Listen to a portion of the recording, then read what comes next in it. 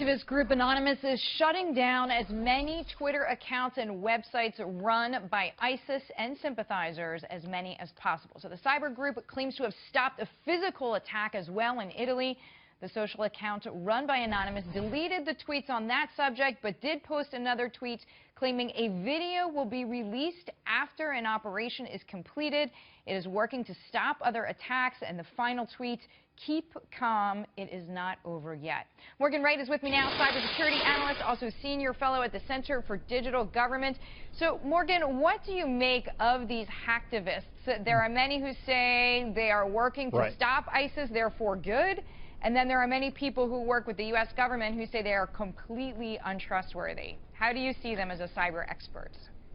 The enemy of my enemy is my friend. Right now they're focused on ISIS, which is good. You know, I spoke to a lot of law enforcement when they were doxing, you know, exposing personal information, especially after Ferguson and some of these other cases that have happened.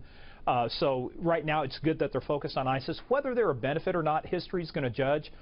They're doing some things right now our government cannot do and probably doesn't want to do in terms of taking down social media accounts, taking down websites.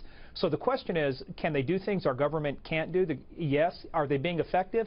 I'm not sure, and I'm very skeptical about their claim that they've actually stopped a, quote, actual terrorist attack. Okay, so Morgan, you are not alone in your skepticism to the point where Anonymous has actually put out tweets. I want to read them here, saying, in fact, that they don't care whether or not its claims are believed. The important thing is that no one dies. But I feel as if they would be in a courtroom. You know, normally it's innocent until proven guilty. They keep saying, well, if no one dies, we're behind the no one dying.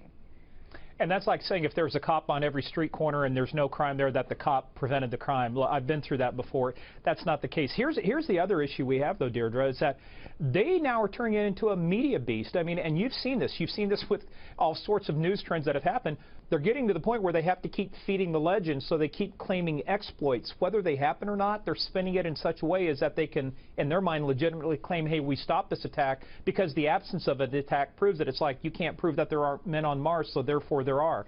You know, we're kind of getting to that point. What I'd really like to see is, you know, in a true terrorist attack, there's usually 7 stages, from broad target selection, you know, reconnaissance, up to actions on the objective and escape and evasion.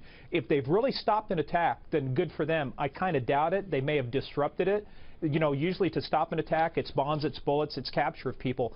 They're not capable of doing that. They don't have an air force. They don't have soldiers on the ground. So, you know, we'll have to wait and see. But if they keep disrupting ISIS, keep pecking away at them, you know, that's good. The government would like to have some of this information, but this is not, you know, this is the 21st century.